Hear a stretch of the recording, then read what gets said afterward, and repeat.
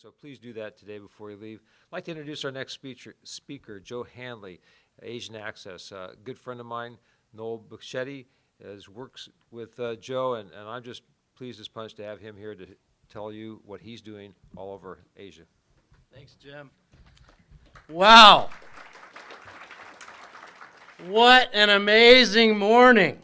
I'm amazed by you, Jim, and I am floored. I'm emotionally undone.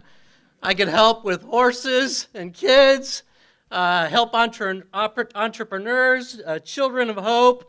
I mean, there is so much for God to work in our lives. You guys are so lucky. I mean, this is remarkable how he might be stirring in your life today. And following me, you get to hear from Steve Richardson, who leads one of the most amazing missions on planet Earth.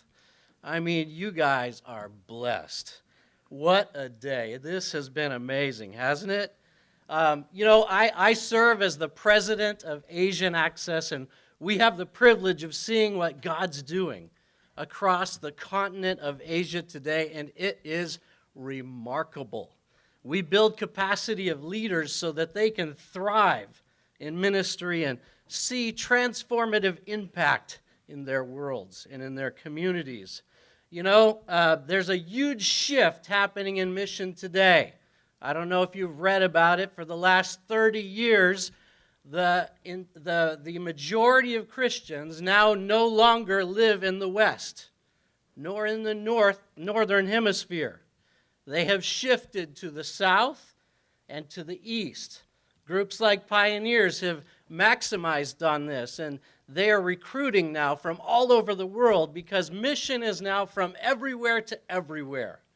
And we have seen a shift for those of us that live in the West to sending people, which we've done a great job at and we still need to do, to empowering these movements of God that are happening all over Latin America, Asia, Africa. It is remarkable to see what God is doing. But there is a significant challenge before you and me. And that challenge is the challenge of sustainability.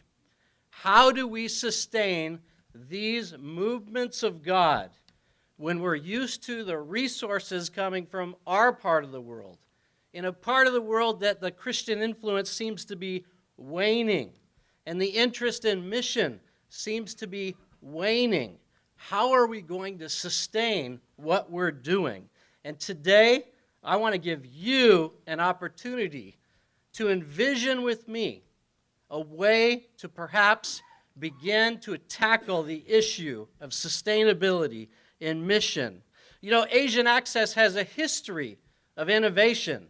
In the 60s and early 70s, we were on the front edge of the short-term mission movement. In the 80s, we were on the front edge of this current big shift, moving from sending missionaries from North America to empowering leaders in Asia. And even now, we wonder if we might be on the cusp of another innovation in history, not just empowering leaders, but tackling the issue of sustainability. We have a way to move forward in this that we wonder if it might be a game changer for mission as a whole. And we invite you and need you to participate in this should you feel called. So who is Asian Access, this crazy group? This is a picture from September 2015. The flag is the Nepalese flag, and we have had the privilege of seeing an unbelievable movement of God in the nation of Nepal. Do you know that Nepal has been the fastest growing church on planet Earth for the last 30 years? 15 years ago, when we first started in Nepal, there was only one Bible school, no seminary, virtually no leadership development happening. And we had the privilege of being one of the first to go in and bring together leaders that collaborate and learn together over a 2-year process. And as we did that, year after year after year, It is unbelievable to see what God is doing. After the second batch of leaders went through the Asian Access process, they set an audacious goal. They said, we believe God is calling us to plant 75,000 churches in our nation. And now I go there 15 years later and meet pastors that have planted 5, 10, 30, 50 plus churches, all heading towards this amazing goal. Well, during this last 15 years, they have also faced an unbelievable political revolution.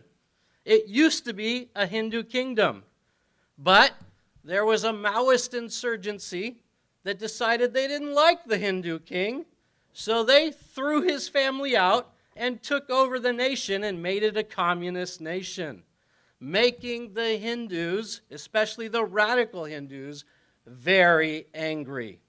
They're constantly fighting the government, and they don't like the fact that the church is growing so fast, so what do? They persecute the church.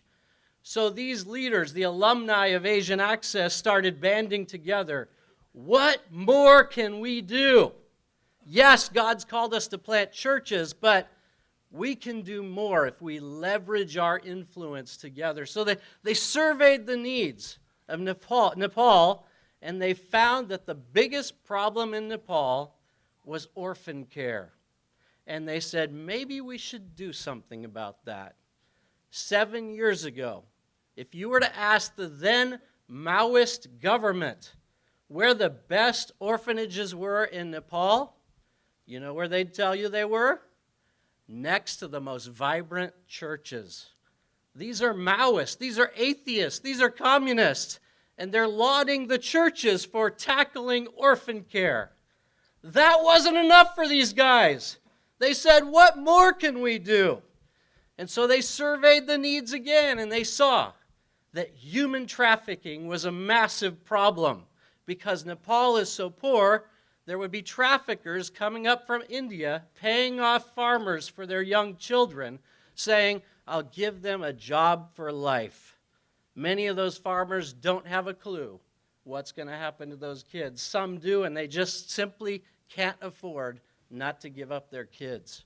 So those kids get trafficked into India and trapped in the sex trade or in domestic slavery situations. These leaders rallied the thousands plus people in their churches and said, we're going to do something about this. You know what they did? They trained thousands of people that today, 24/7 in Nepal, are riding trains, been trained to spot traffickers, and they turn them into the border police. 5 years ago, the police told the then Maoist government what was happening. The atheist, communist, Maoist leaders of Nepal were having trouble with these Hindu radicals, so you know what they did? They went to a pastor in Kathmandu who happens to be the national director of Asian Access. He's flying in next week if you want to meet him. And they said, sir, you are a game changer. Would you help us? This country needs religious liberty. How many communists, you know, are asking pastors to help them with religious liberty? You're not going to believe what happened. They asked Sundar Thapa and his wife to help write the very first constitution of Nepal. And that picture is the day they ratified the first secular constitution of the country of Nepal. You see, Asian Access exists to come alongside leaders like Sundar Thapa and empower them to see mighty movements of God. What do? We build capacity of kingdom leaders. We invest in what we call emerging kingdom leaders. Pastors, generally, who are 30 to 45 years old, but they are going to be the leaders of their nation for the future.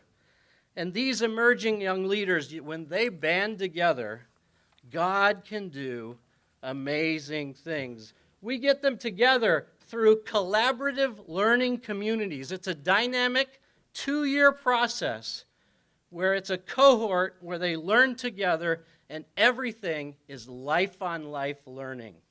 It's not so much the curriculum, although we use that. It's learning from one another. You know, one of my friends said this to me in Asia. He said, "Joe, please send us, I beg you, send us seasoned veteran leaders to mentor us. We have no spiritual fathers.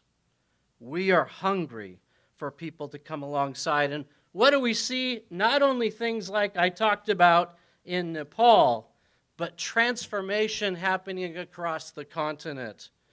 You know, the leaders in Nepal, they set this audacious goal to plant 75,000 churches.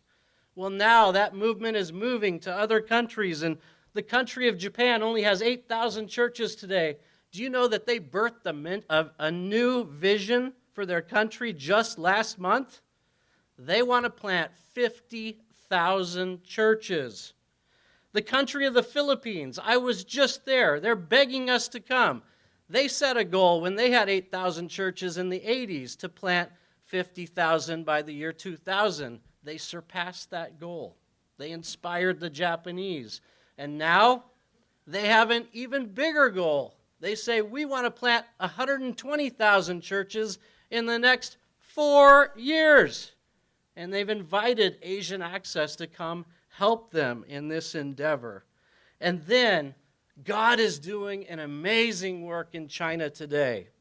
I don't know if you've heard about the church in China, but it is an unbelievable movement of God. And they have a vision lost the track of the thought. They have a vision to repay the debt they owe God.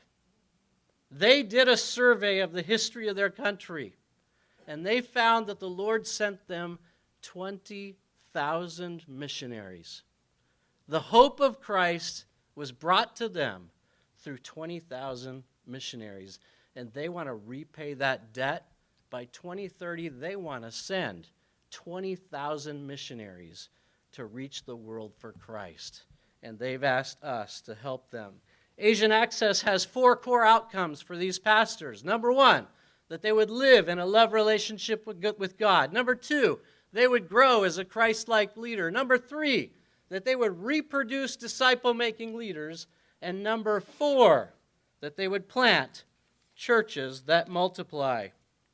A few years ago, I was in Hong Kong sharing our vision with some businessmen. And one of the guys grabbed my arm, and he said to me, "Joe, why do you do that with just pastors? My company, Morgan Stanley, pays over $100,000 a year for leadership training. We get the best of the best, but none of it is spiritual. I want what you're doing with pastors. I want to be a game changer in Hong Kong like your friends in Nepal. Will you come do this for me, and I'll pay you for it?" Friends, we are looking at a roadmap, an idea that might help the entire mission industry if we do this together through providing sustainable means of ministry. And we believe this idea is a new innovation for Asian Access that might influence others. And so we're heading in this direction to maybe even tackle the sacred secular divide, bringing pastors and business leaders together for kingdom influence. And if you look in your packet, you'll see ways that you can help out. We're looking to help us tackle these issues through leveraging your wisdom, exploring new models in ministry, trying to build sustainable models for countries, and doing this kingdom venture, which we launched in Korea last year. I invite you to walk with us and envision making a difference in sustainability today by becoming a faculty member, a mentor, or helping us adapt this curriculum for business leaders. If you want to make game-changing differences like my friends in Nepal, I invite you to join me at the table in the back of the room. We have flyers like this right back by the back of that door, and I would love to talk with you. What an amazing day we have ahead of us.